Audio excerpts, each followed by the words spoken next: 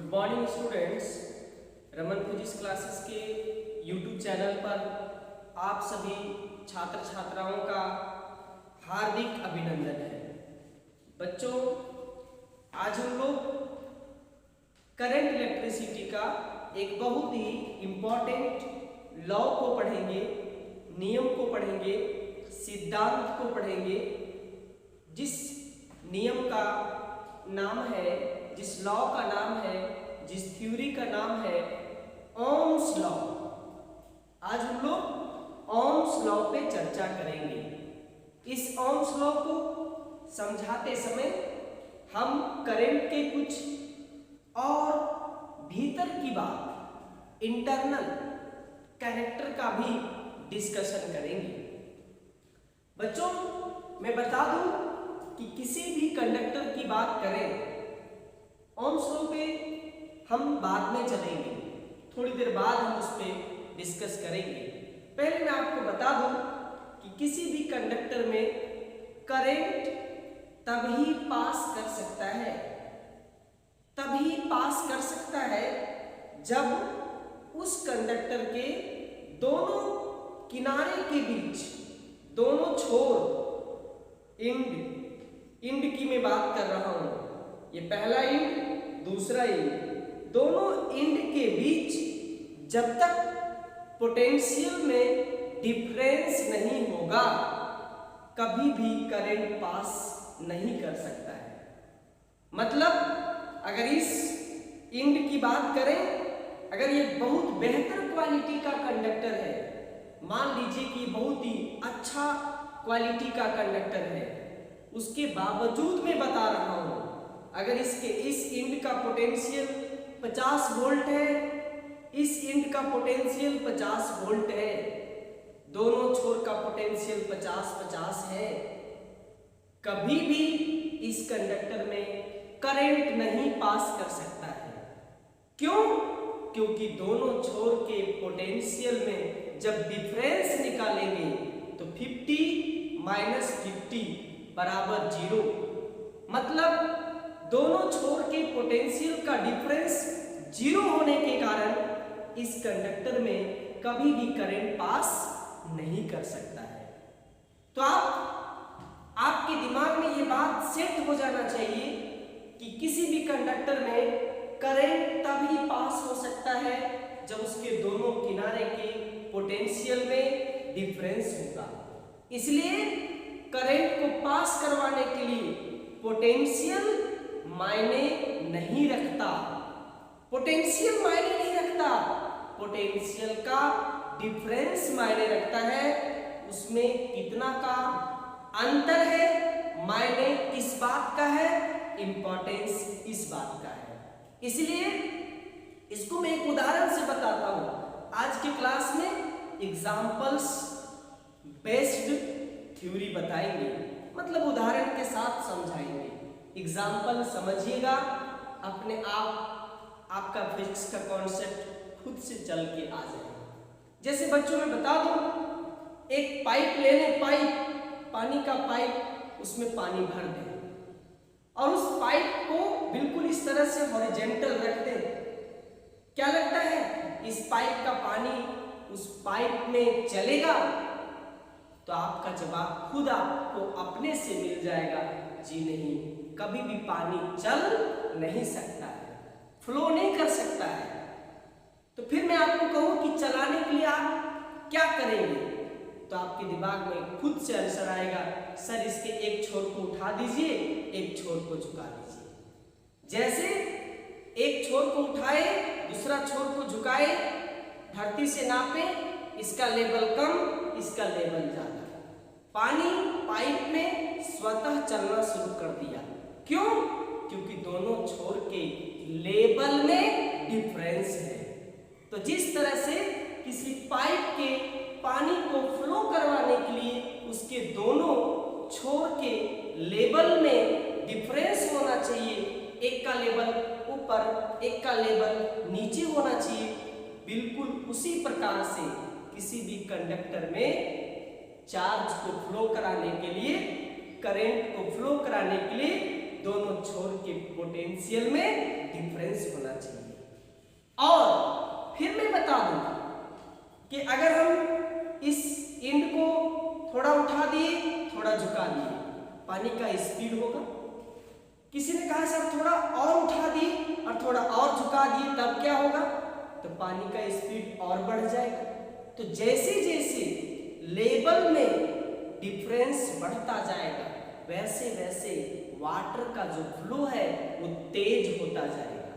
बिल्कुल उसी प्रकार से जैसे जैसे दोनों एंड के पोटेंशियल में डिफरेंस बढ़ता जाएगा वैसे वैसे करंट का मान बढ़ता जाता है, करंट ज्यादा पास करता है, चार्ज ज्यादा पास करता है।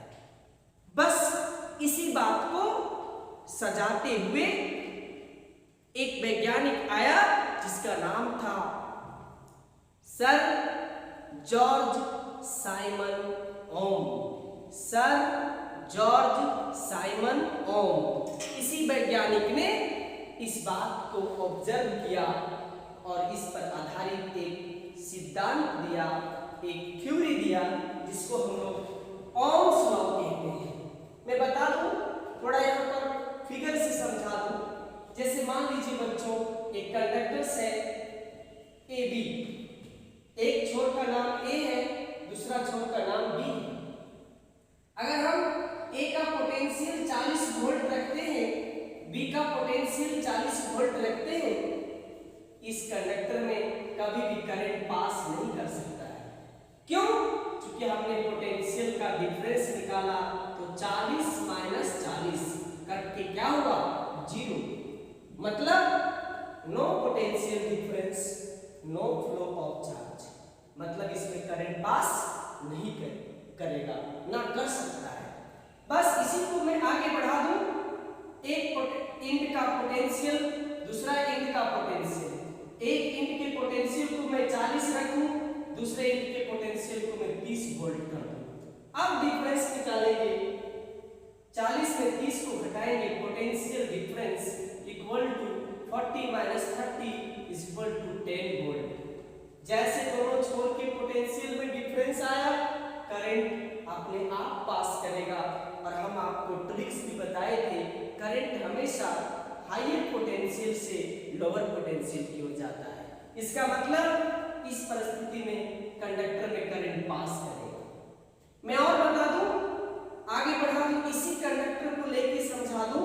ए बी, ए के पोटेंशियल को मैं 40 रखा और बी के पोटेंशियल को मैं घटा करके इस प्रकार से 10 वोल्ट कर दिया।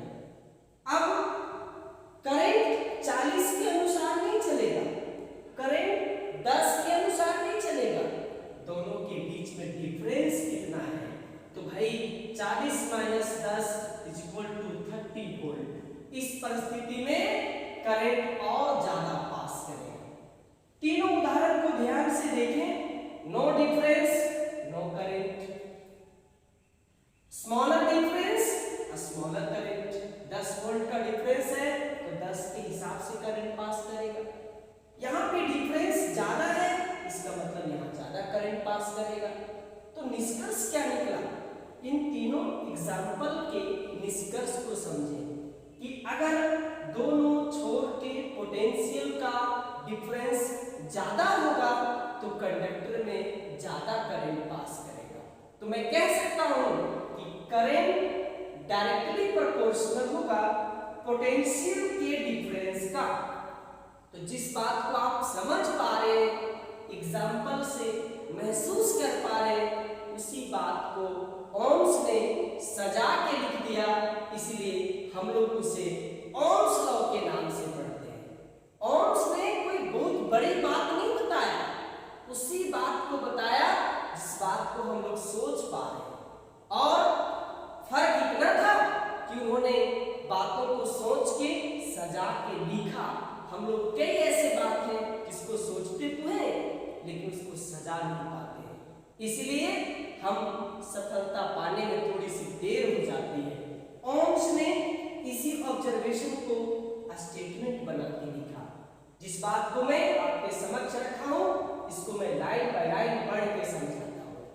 कहता है it states that at constant temperature, pressure and strain, एक नई बात है बच्चों, ओम्स लॉ जो हम पढ़ पा रहे हैं वो तभी वैलिड होगा जब इस कंडक्टर का टेम्परेचर कांस्टेंट होना चाहिए, प्रेशर कांस्टेंट होना चाहिए, इसमें किसी प्रकार का तनाव नहीं होना चाहिए, स्ट्रेन नहीं होना चाहिए, खिंचाव नहीं होना चाहिए, क्योंकि ये सारी चीजें जब बदलने लगता है तब इस कॉन्सेप्ट को हम लोग नहीं वैलिड करा पाते हैं, ओम्स लॉ फेल होने लगता है। इसलिए ये कंडीशन का नियम है, जब कंडक्टर का तापमान कांस्टेंट रहे, प्रेशर कांस्टेंट रहे, स्ट्रेन कांस्टेंट रहे, तभी करंट जो होता है वो पोटेंशियल डिफरेंस का डायरेक्टली प्रोपोर्शनल होता है। बहुत बच्चे कहते हैं पोटेंशियल का डायरेक्टली प्रोपोर्शनल होता है, जी नहीं, पोटेंशियल का नहीं, पोटेंशियल के डिफरेंस का प्रोपोर्शनल होता है। Electric current passing through a conductor is directly proportional to potential difference across ends of the conductor। वही बात हुई जिसका अभी हम लोग डिस्कशन किए थे। इसी बात को मैथमेटिक्स के रूप में लिख दें। इसके आगे का कहानी बहुत सिंपल है, v directly proportional to i। Proportional का साइन हटाए, बराबर का साइन दिए, एक कांस्टेंट आया, इस कांस्टेंट को r से सूचित करते हैं, r एक नया कांस्टेंट, r का इंट्रोडक्शन, डिफिनेशन, यूनिट, डायमेंशन, नाम, सभी चीजों को सिस्टमैटिक ढंग से धीरे धीरे पढ़ेंगे। पहले मैंने r का नाम बताया, r is a constant known as electrical resistance. r एक कांस्टेंट है जिसको आप विद्युतीय प्रतिरोध कहते हैं, हिंदी में इसको विद्युतीय प्रतिरोध कहते हैं। R का अभी आप नाम सिर्फ जाने, विद्युतीय प्रतिरोध कहते हैं, इलेक्ट्रिकल रेजिस्टेंस कहते हैं। अब रेजिस्टेंस क्या होता है, रेजिस्टेंस का क्या मकसद है, रेजिस्टेंस किस तरह से अपने आप को प्रस्तुत करता है, इन सारी बिंदुओं पर चर्चा करेंगे, इन सारे पॉइंट्स पर डिस्कशन करेंगे। उसके लिए आपको इस वीडियो को कंटिन्यू देखना पड़ेगा। तो मैं चलता हूँ इसका डेफिनेशन के साथ, इसका यूनिट, सारी चीजों को मैं डिस्कस करूंगा। लेकिन एक बात बता दूं, अगर परीक्षा में पूछता है ओम्स लॉ को लिखें तो आप यहां से स्टार्ट करके बिल्कुल यहीं तक लिखेंगे। ऐसा नहीं कि आप लिखते चले जाएंगे, यहां से शुरू करके यहां तक लिखेंगे। ये 3 मार्क्स के लिए बहुत ही इंपॉर्टेंट क्वेश्चन है, इंपॉर्टेंट क्वेश्चन है। करंट इलेक्ट्रिसिटी के लिए ओम्स लॉ उसी तरह से इंपॉर्टेंट है जिस तरह से इलेक्ट्रोस्टैटिक्स के लिए कूलॉम्स लॉ इंपॉर्टेंट है। जैसे कूलॉम्स लॉ का महत्व तो इलेक्ट्रोस्टैटिक्स में बहुत ज्यादा है, उसी तरह से ओम्स लॉ का इंपॉर्टेंस करंट इलेक्ट्रिसिटी में बहुत ज्यादा है। परीक्षा में आए फिर मैं याद दिला दूं, यहां से स्टार्ट करके यहीं तक लिखेंगे। लेकिन अभी हम लोग का नॉलेज और विस्तार से बढ़ता जाएगा। अभी हम लोग इसका डिफिनेशन के साथ पूरी चर्चा इस पर अभी करेंगे।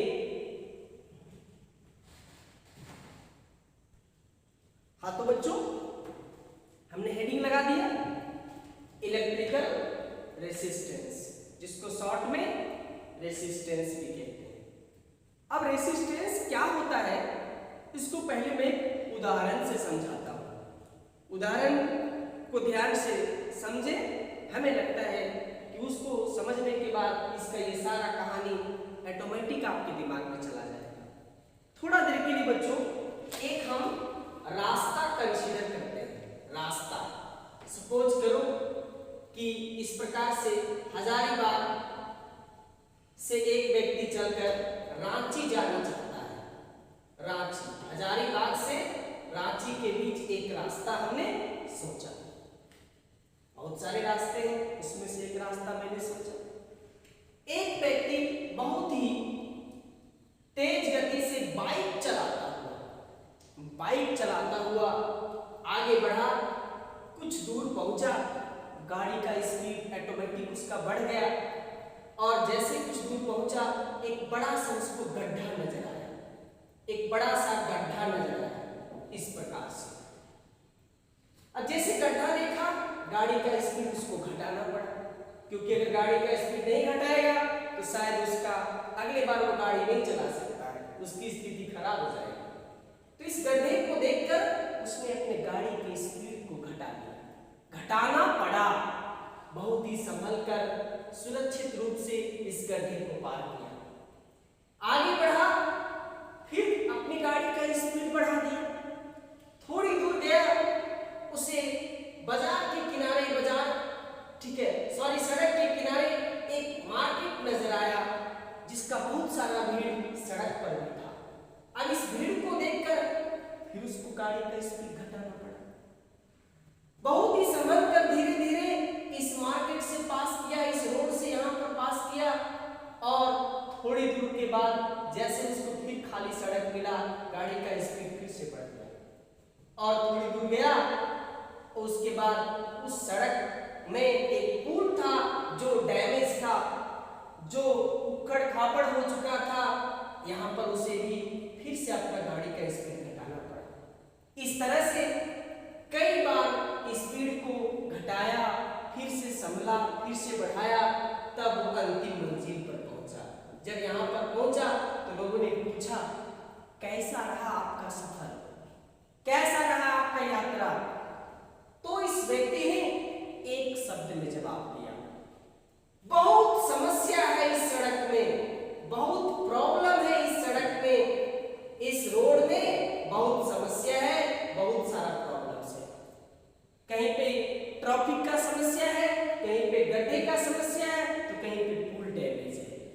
इस तरह से इन सारी चीजों को एक साथ एक शब्द में उसने नाम दिया, सड़क में ढेर सारा प्रॉब्लम्स है।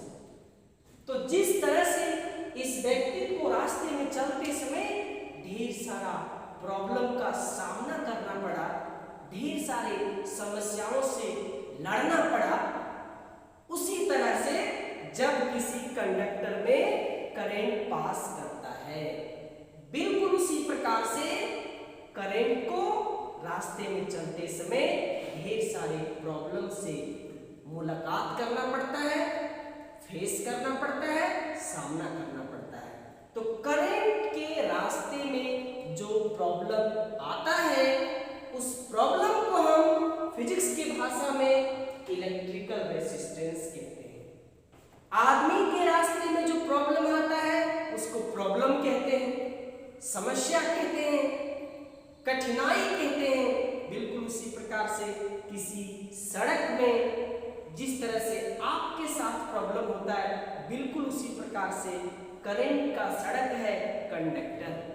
जब वो कंडक्टर से होकर के गुजरता है तो उसके भी रास्ते में ढेर सारे प्रॉब्लम्स होते हैं, जो कंडक्टर के द्वारा दिया जाता है। उसी प्रॉब्लम को फिजिक्स के भाषा में इलेक्ट्रिकल रेजिस्टेंस कहते हैं, विद्युतीय प्रतिरोध कहते हैं। बस इसी बात को मैंने फिजिक्स की भाषा में लिख दिया। The electrical opposition offered by a conductor to electric current is called electrical resistance.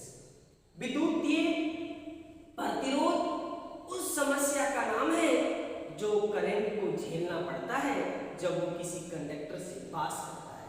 कई बार ऐसा होता है बच्चों कि कंडक्टर में इतना बड़ा प्रतिरोध होता है कि करंट उसका सामना नहीं कर पाता है और उस कंडक्टर में वो नहीं पास कर पाता है। उसी कंडक्टर को कहते हैं इंसुलेटर। कंडक्टर को कहते हैं इंसुलेटर, जिस कंडक्टर में प्रॉब्लम इतना ज्यादा हो कि करंट उसमें से ना पास कर पाए।